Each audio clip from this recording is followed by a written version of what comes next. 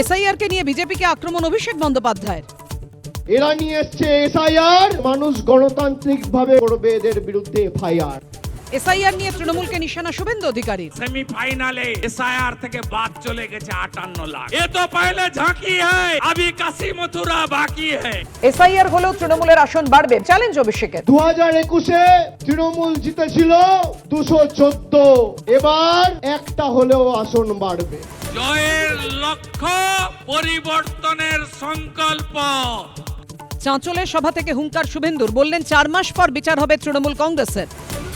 Supreme কোর্টের রায়ের পরও বসে রয়েছে রাজ্য, রাজনৈতিক প্রতিহিংসার চূড়ান্ত ছবি, এখনো পায়নি পোস্টিং নিয়ে কোনো নির্দেশিকা। প্রতিক্রিয়া অনিকেত মাহাতোর।